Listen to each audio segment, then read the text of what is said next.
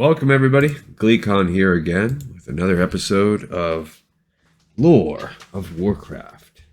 Why don't you guys cozy up and stay a while to listen. This is our 7th chapter in the Well of Eternity book, which is the first book of the War of the Ancients trilogy. And in our last episode, we just continued to see what happened as our guys got settled in. Orcs, or at least one of them, survived the landing and is kind of hunting some of these night elves, and the other ones got captured by Ajara's night elves, and Malfurion is sort of still figuring out what's going on. Little evening journey here today. Chapter 7. Their captors had grown very apprehensive, and to Rhonin that made them even more of a threat. It had much to do with the new stretch of forest that they had just entered. This area felt different to Rhonin compared to the dark stretches they had so far crossed. Here their captors seemed not so much the lords of land as they did undesired intruders. Dawnvest approached. He and Krasus, who appeared to still be unconscious, had been bound and unceremoniously tossed onto the back of one of the animals. Each jostle by the huge panther threatened to crack the wizard's ribs, but he forced himself not to make any sound or movement that would reveal to the night elves that he was awake. Yet what did it matter if they knew? He had already tried several times to cast a spell, but for his attempts had gained only a skull-splitting headache. Around his throat had been placed a small emerald amulet, a simple-looking thing that was the source of his frustration. Whenever he tried to concentrate too hard on his spells, his thoughts grew all muddled and his temples throbbed. He could not even shake the amulet free. The night elves had secured it well. Krasus wore one also, but from him it seemed their captors had nothing to fear. Rhonin also noted what had happened each time his former mentor had tried to aid in the struggle. Krasus had even less mastery over his power than Rhonin, a disturbing notion. "This isn't the path we took," snarled the scarred leader, whom the human had heard referred to as Varothan. "This isn't the way it should be." We followed it back exactly as we should have, my captain," replied one of the others. "There was no deviation." "Does that look like the spires of Cenarius on the horizon?" Varothan stepped. "I see nothing but more damned trees, called Cenarius, and there's something I don't like about them either. Somehow, even with our eyes keen and our path understood, we've headed elsewhere." "Should we turn back, retrace our route?" Rhonin could not see the captain's face, but he could imagine the frustrated expression. No, not yet." Yet while Varothan was not yet ready to give up on the trail, the wizard was becoming concerned about it himself. With each step deeper into the thick towering forest, he sensed some growing presence, a presence the likes of which Rhonin had never experienced before. In some ways it reminded him of how he sensed Krasus whenever the dragon mage contacted him, but this was more, much more. But what? "The sun's nearly upon us," muttered another of the soldiers. From what Rhonin had so far ascertained, while his captors could function in daylight, they did not like it. In some ways it weakened them. They were creatures of magic, even if individually they might not wield much of it, but their magic had to do with the night. If he could just rid himself of the amulet once the sun had risen, Rhonin believed the odds would swing back in his favor. Making certain that no one watched, he surreptitiously shook his head.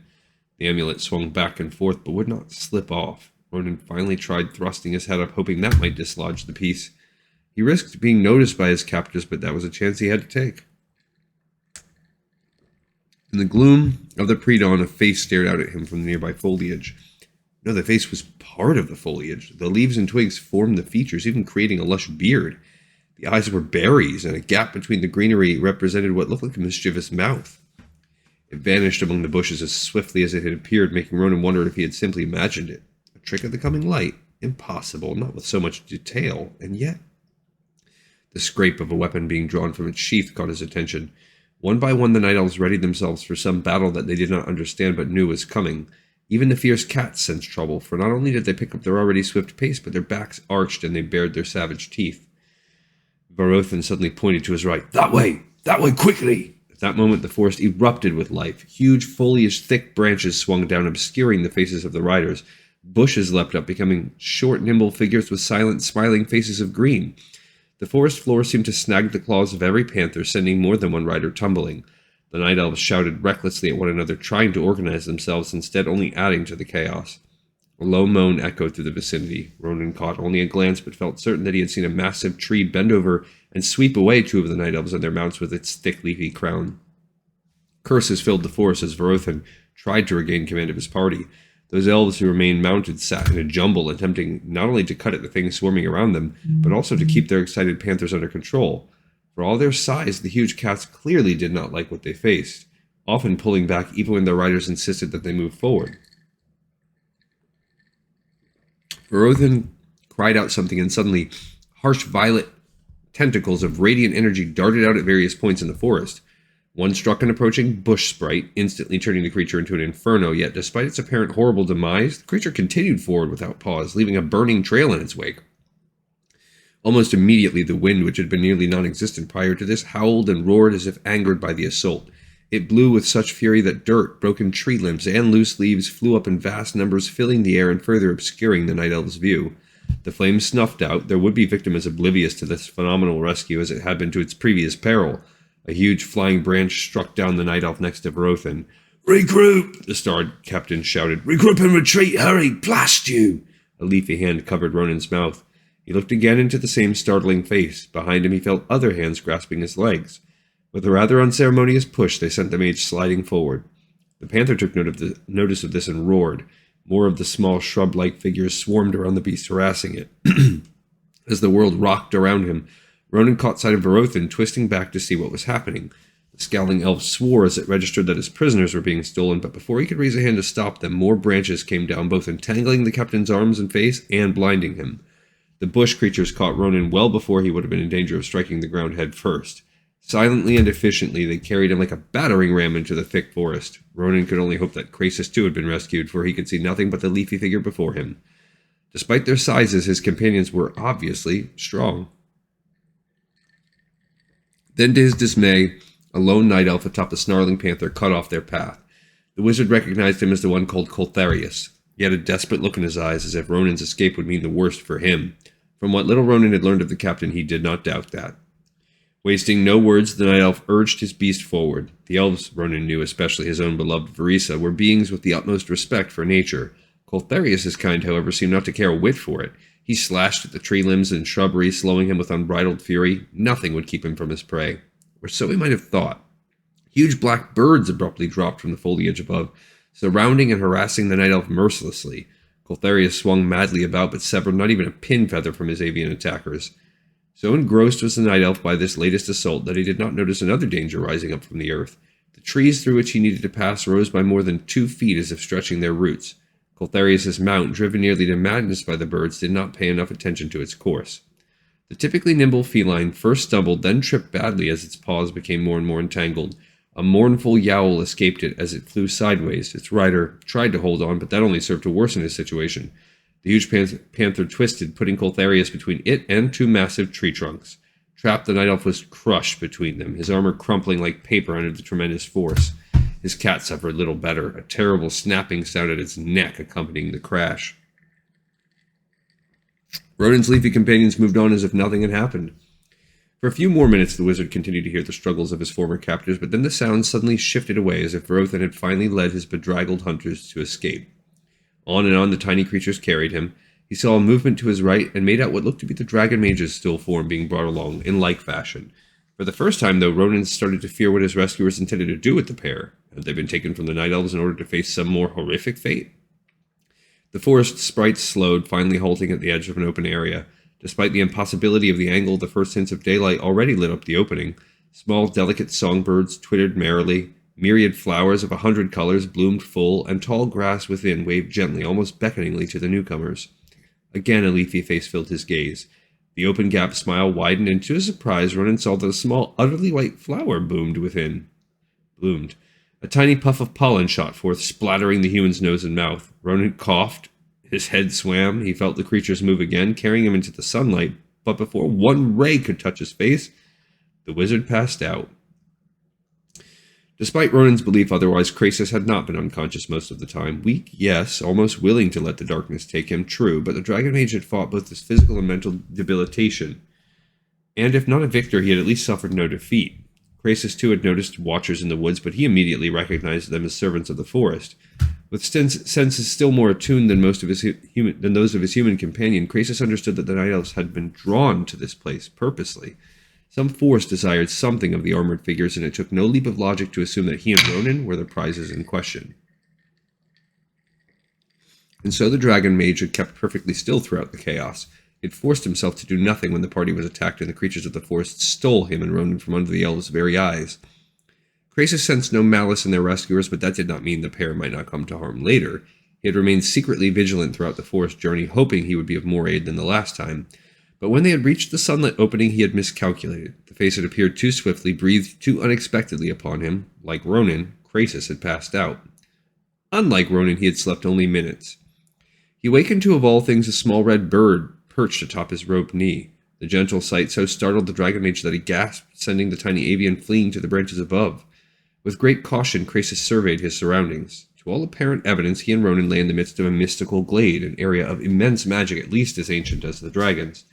That the sun shone here so brilliantly that the grass, flowers, and birds radiated such peace was no accident. Here was the chosen sanctum of some being whom Krasus should have known but could not at least recall. And that was a problem of which he had not spoken truthfully to his companion. Krasus's memories were riddled with gaps. He had recognized the night elves for what they were, but other things, many of them mundane, had completely vanished. When he tried to focus on them, the dragon mage found nothing but emptiness. He was as weak in his mind as he was in his body.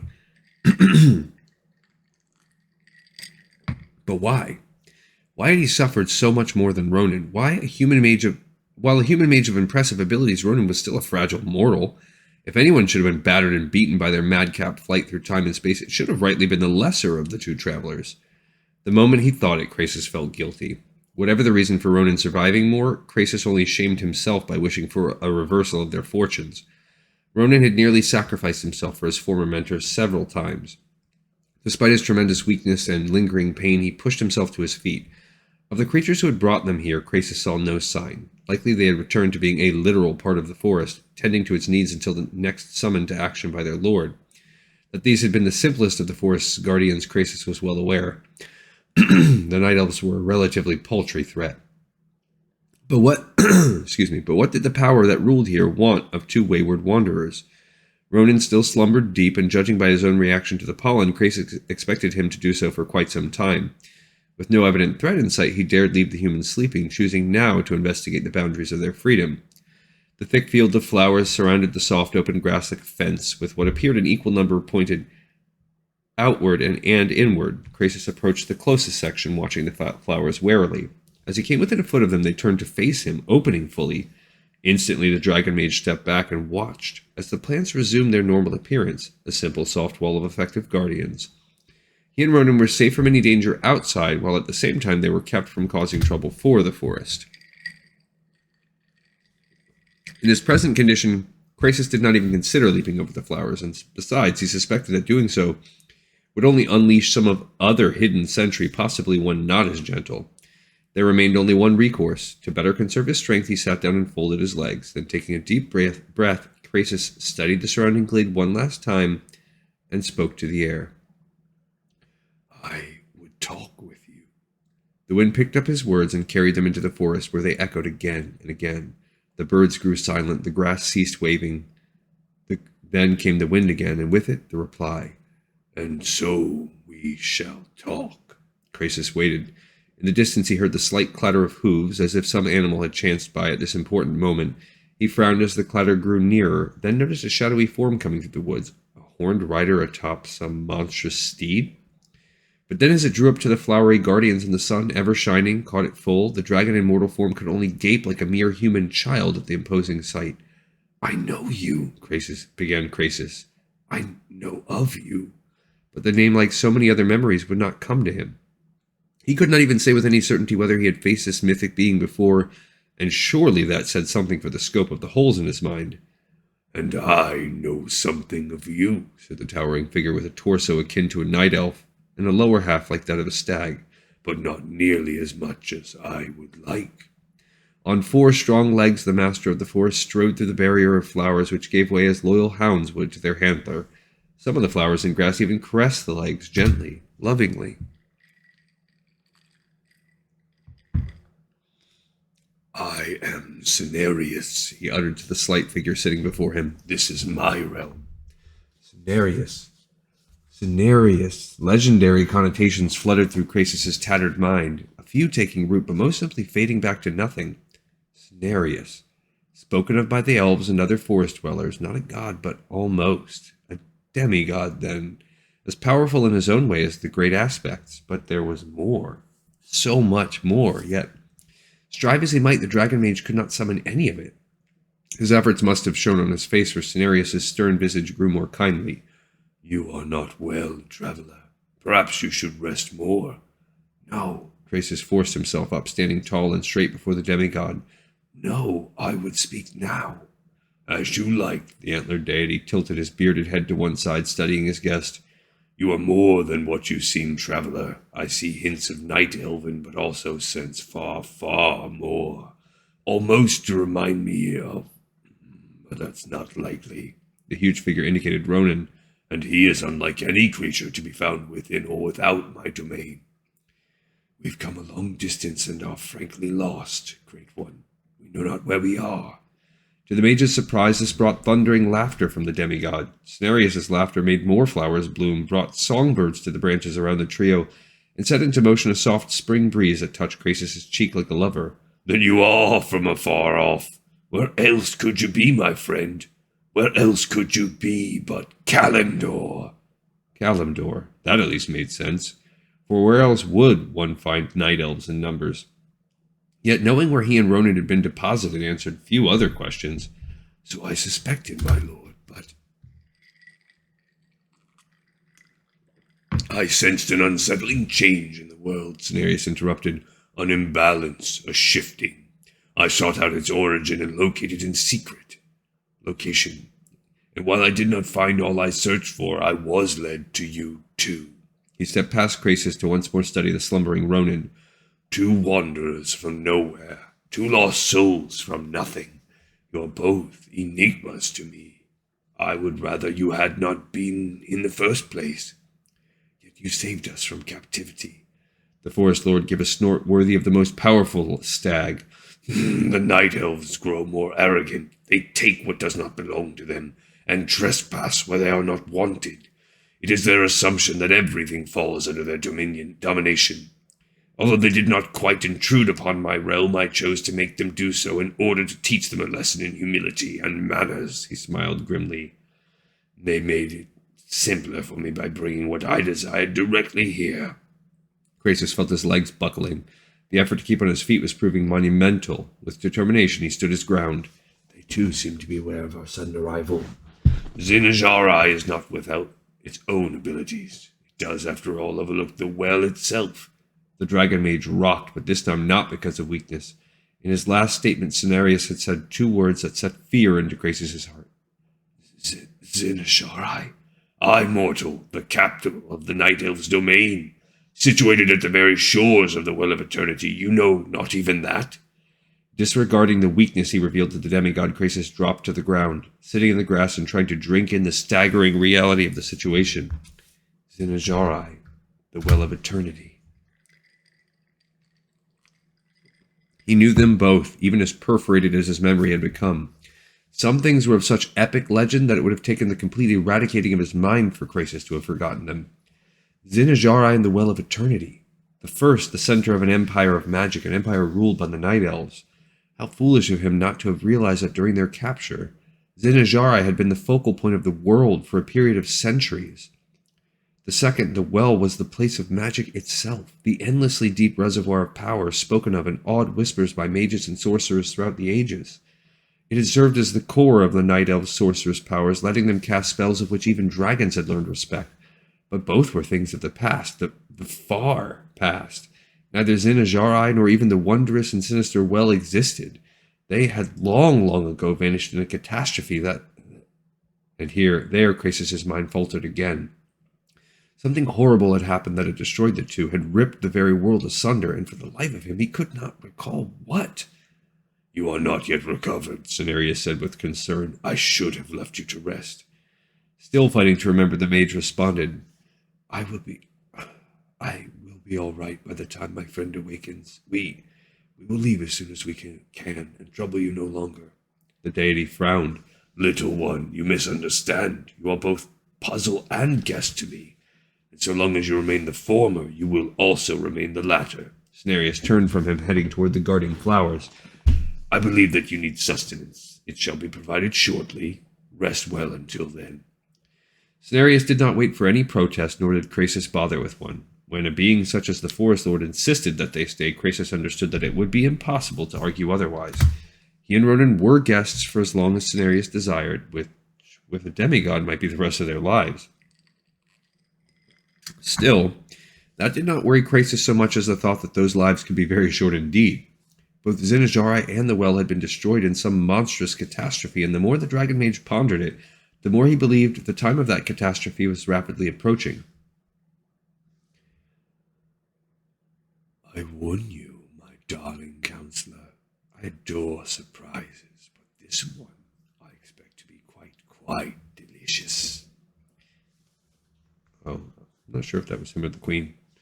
Xavius but smiled as he led the queen by the hand into the chamber where the highborn worked. He had come to her with as much graciousness as he could command, politely pleading with her to join him and see what his sorcerers had accomplished. The counselor knew that Azara expected something quite miraculous, and she would not be disappointed, even if it was not what the ruler of the Night Elves had in mind. The guards knelt as they entered, although their expressions were the same as always. Like Xavius, they too had been touched. Everyone now in the chamber understood, save for Azara. For her, it would be only a moment more before the revelation. She eyed the swirling maelstrom within the pattern, her tone dripping with disappointment. It looks no different. You must see it up close, light of 1,000 moons. Then you'll understand what we have achieved. Azara frowned. She had come without her attendants at his request, and perhaps she now regretted that. Nevertheless, Azara was queen, and it behooved her to show that even alone she was in command of any situation. With graceful strides, Azara stepped up to the very edge of the pattern. She first eyed the work of the highborn currently casting, then deigned to set her gaze upon the inferno within. It still strikes me as unchanged, dear Xavius. I expected more from... She let out a gasp, and although the counselor could not see her expression completely, she made out enough to know that Azara now understood, and the voice he had heard before, the voice of his god, said for all to hear, I am coming. All right, y'all. It's been another episode here. Chapter 7 in the books. Our heroes have been rescued. That's a good sign. But now even Queen Azara is tainted. We know how that's going to end up. Bad stuff. All right, guys. Chapter 7 in the pipes. 5x5. See you on the next one. And I appreciate your listening as always. Adios.